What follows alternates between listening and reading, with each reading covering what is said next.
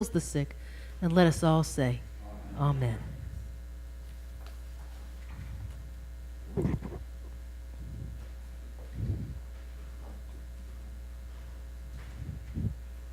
Well, I'm surely excited tonight because I know some of you have had the wonderful opportunity to meet Reverend Dr. Keith Cox, but I've had the terrific honor of getting to know him over this last year and a half of Center for Spiritual Living being here at Kol Ami.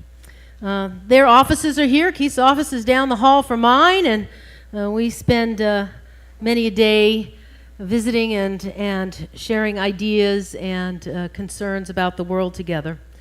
And their community meets here every Sunday morning and also holds classes during the week when we're not. Our congregation isn't here.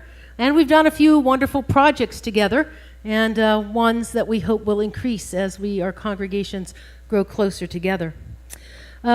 Keith Cox assumed the role of spiritual leader of the Center for Spiritual Living Los Angeles in June 2016. You're going to find out. He's a really dynamic speaker, an inspiring teacher. He approaches spirituality with humor and practicality and depth. Prior to coming on as the pastor at Center for Spiritual Living, he ran the entire national youth programs for the national denomination of Center for Spiritual Living and Religious Science. He has a great passion for helping individuals find personal and self-empowerment through spiritual awakening. He has done incredible things with his ministry throughout his career. It includes the Malawi School Project, which is a school building project in Malawi in Africa. And he has had helped build more than 20 schools in the Kansunuga district of Malawi. It's very impressive. He engages in Tikkun Olam. Their congregation and ours worked together on the Save the Syrian Children program, where we packed more than 30 boxes to go to Syria with medical supplies and supplies for kids.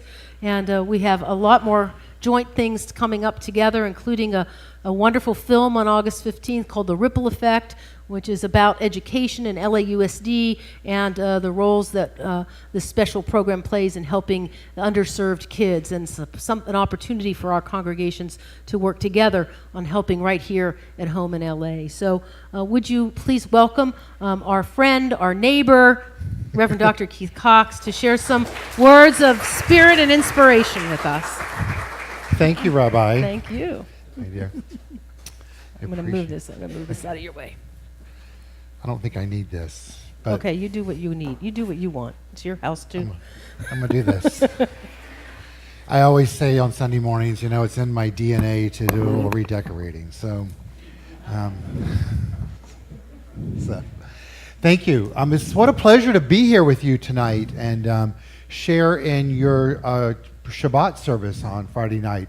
So I'm sure it'll be surprising to many of you to know that it's not uncommon. I wouldn't say every Friday night, but many Friday nights I have you guys on live streaming as I kind of prep my mindset for the work that I do for Sunday morning, because I spend most of my Saturday morning preparing for Sunday morning to speak and to give the message here at what we consider our beloved home, as I know it's your home, and it's really spectacular for us as a community to be here.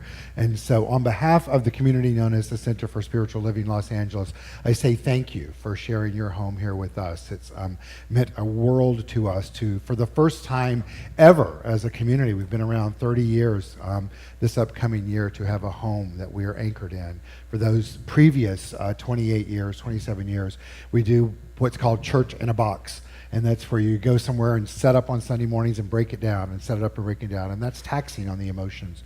And so to be here is really quite wonderful. So thank you. So as I said, it's my honor and privilege to be here with you tonight and share with you a little bit of both my perception and perspective on spirituality and what our roles are in that process in life. And I'd like to begin by reading a story to you. It was on November 18th, 1995, that Itzhak Perlman, the world-renowned concert violinist, came on stage to perform a concert in Avery Fisher Hall at Lincoln Center in New York City. Now, if you're unfamiliar with an Itzhak Perlman concert, then you don't know that the simple act of getting on stage and being seated in his chair is no small achievement for Itzhak Perlman. Now, this is because he was stricken with polio as a child. And as a result, he has braces on both legs and walks with the aid of 2 crutches. To see him simply walk across the stage, one painful, slow step at a time, is an extraordinary and awesome sight unto itself. Now, on this very particular day, he was walking even slow, which is considered for Itzhak Perlman's type of walking, and it seemed this particular night to be a very painful process. And yet, it was very still quite majestic as he graced the stage with his presence. Now, many of the audience members were used to this ritual of Itzhak coming and getting on the stage. They sit quietly while he makes his way across the stage to his chair. And on this particular night, the silence was deafening while everyone waited for him to get ready to play. So Perlman is now seated in his chair, and he slowly and carefully places his crutches on the floor, undoes the clasp on each of the leg braces, takes his hand and tucks one foot back while he extends the other foot forward. As he bends forward and picks up his violin, which had been placed in front of him, he now places that under his chin, nods to the conductor to begin, and proceeds to play the concerto. Just as the performance began, immediately something went wrong.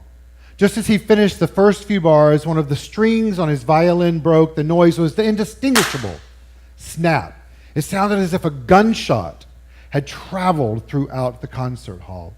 But for those that knew Itzhak, there was no mistaking what that sound meant and no mistaking what he would have to do. He would have to reclasp his braces, pick up and place the crutches under his arms, and move back across the stage from where he came to either find another violin or to find another string for this violin, the one that had just had a string break on it. But he didn't move. He just sat there.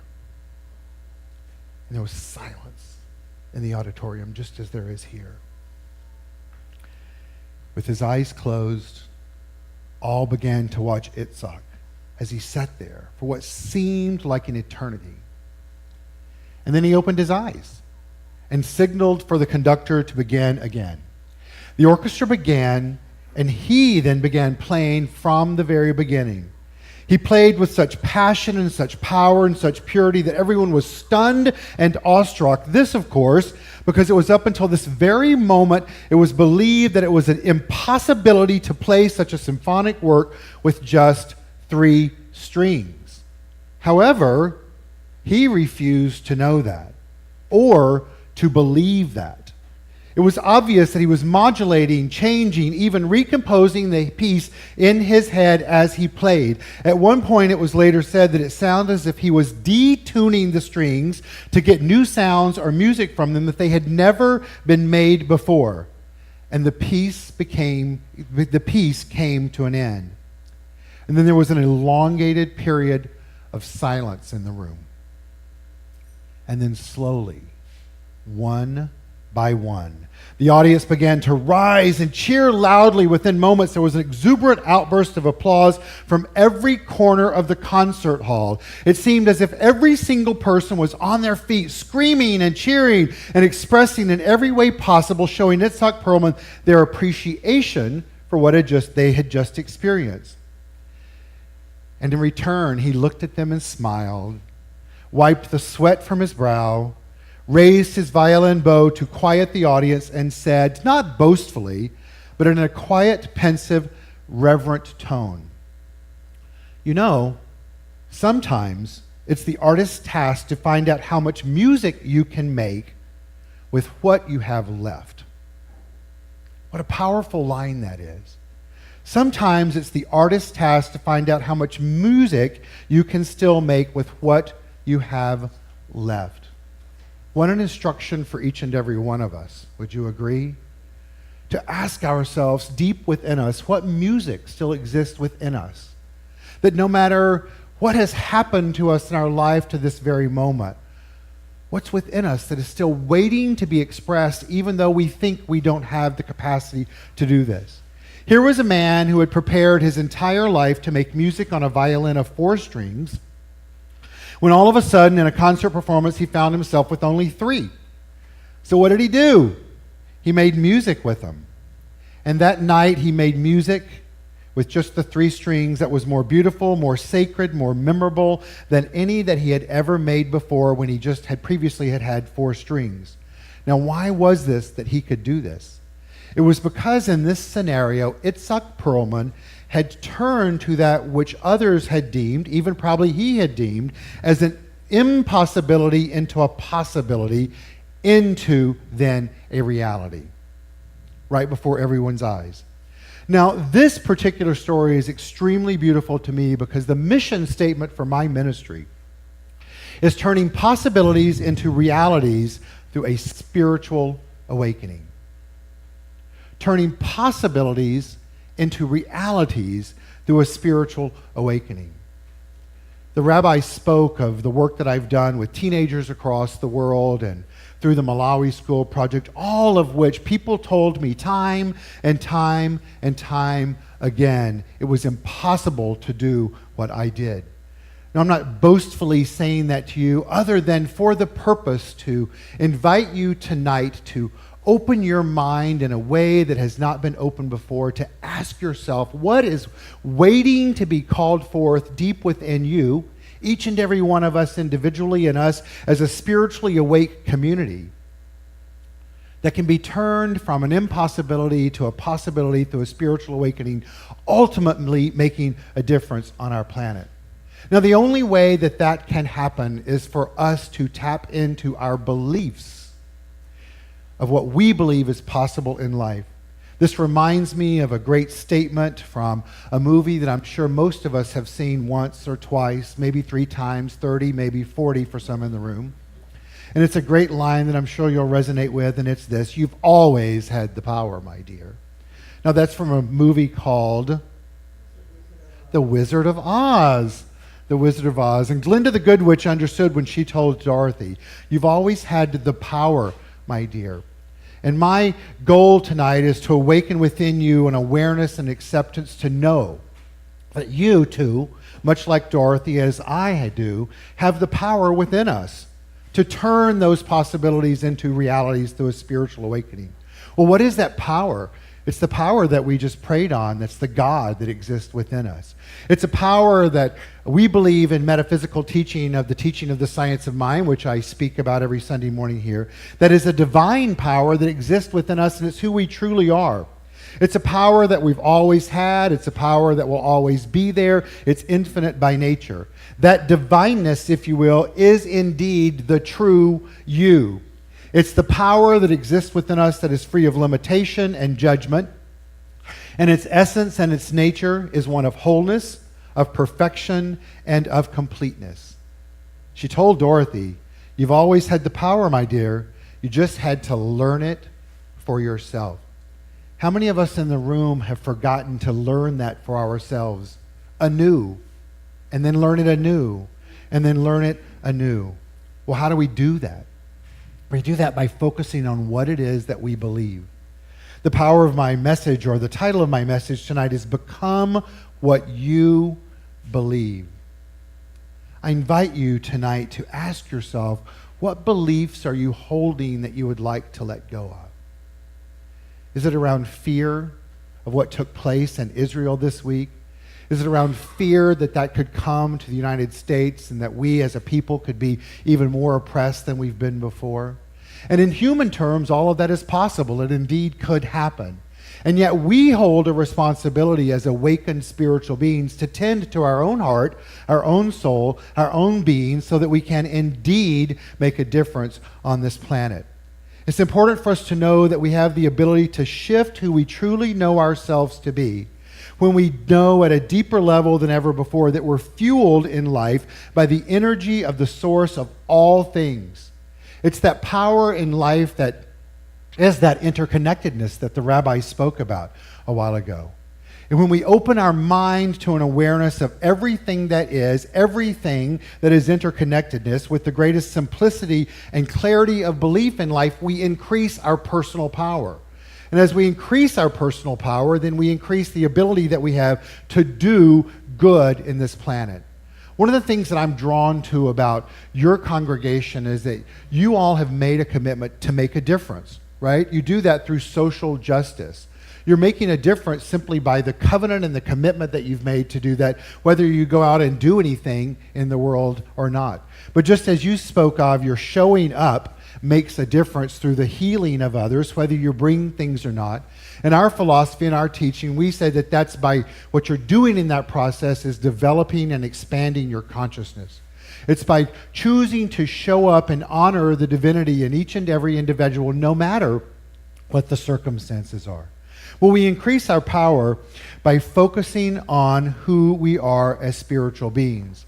And in our philosophy, we believe that we are love, we are wholeness, we are perfection, we are completeness, and we are the individualizations of the divine. But we only get to experience that by focusing on the qualities of the divine that exist within us, which are peace and power and beauty and joy and light and life and love and wisdom. But how do we get to experience more peace, more power, more beauty, more joy, more light, more life, more love, and more wisdom in life when what we're seeing out there is contrary to that? Well, that happens only by knowing first and foremost that it exists within. And then by tending to that which exists within and then seeing it within others, it must propagate because that's the way the law of the universe works. In other words, it's by expanding our awareness and accepting who we are. A great American author, Richard Rohr, who is also a spiritual writer and Franciscan friar who's based in Albuquerque, New Mexico, says this is the way that we expand who we are as spiritual beings. He says if you keep listening for the love, if you keep receiving the love, if you keep trusting the love, even with all the limitations in life, with all of your worthiness, with all of your limited intellect or whatever you feel holds your back, you start to experience within yourself a sense of possibility. Every Sunday morning, I encourage our congregation to go out and to see and honor the peace and the power and the beauty and the joy and the light and the life and the love and the wisdom that exists in all of humanity. One of the things that I resonate with there is the light itself. Is by honoring the light that exists within you and the light that exists within me. In the Sanskrit teachings, that's told by doing it through namaste, by taking a moment and looking into the eyes of each other and knowing that existing within you is the same power that exists within me, and that we call that light. This past week, Nelson Mandela would have celebrated his 100th birthday. He's someone that I think is a great example for all of us on this planet to take what was for him some really horrific conditions. Would you guys agree with that?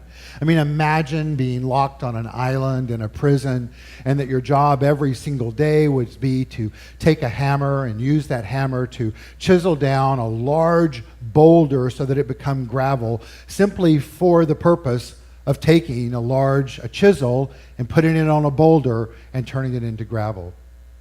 And he came out of there with a great vision for making a difference, not only in humanity, but for the people of South Africa. And I'm sure that you agree, just like I do, that he had indeed accomplished that. But in his speech, once he became president, he read from the book A Return of Love by Marianne Williamson that I think speaks to the calling that we each have as humans on this planet in regards to our light, and it's this, and I'm sure you've heard it before, but I invite you to hear it anew tonight as a calling to go out and make a difference not only on this planet, but to take the possibilities that exist in life and turn those into realities. And here's what was written by Marianne Williamson. Our deepest fear is not that we are inadequate. Our deepest fear is that we're powerful beyond measure. It is our light, not our darkness, that most frightens us. So we ask ourselves, who am I to be brilliant, gorgeous, talented, and fabulous? Well, actually, who are you not to be? You're a child of God. Your playing small does not serve the world. There's nothing enlightened about shrinking so that other people won't feel insecure around you. We're all meant to shine as children do. We were born to make manifest the glory of God that is within us. And it's not just in some of us, it's in every one of us. And so as we let our own light shine, we unconsciously give other people permission to do the same. And as we're liberated from our own fear, our presence automatically liberates others. So I invite you and I encourage you that as you move into this time of Shabbat, to ask yourself, what is it that you're afraid of expressing? What is it that you're afraid of letting your light shine unto? Or letting your light shine as a child of God? And just know that you're called here on this planet as an awakened spiritual being to shine your light. One of my favorite quotes of the founder of the teaching of the science of mind, which is what we teach here on Sunday mornings in our teaching, is that spirit has placed the stamp of individuality upon itself and called it you. What that means is that we're all here and we're supposed to be different. But out of our differences, we get to honor that which we share that is the same, which is the light. And so on this Friday night in July in the year 2018, I invite you as you turn within for your Shabbat in this weekend to reflect on the light that exists within you and all of humanity. And then choose to let it shine a little brighter and a little brighter and a little brighter and a little brighter, and do just what it says here, is to know that within you is the fountain of light, and by your light do you see light. And as you shine your light, others' light will shine even brighter and brighter. And collectively, we will indeed make a difference and cast out that which is darkness. Thank you for having me here. It's a pleasure. Namaste. Thank you so much.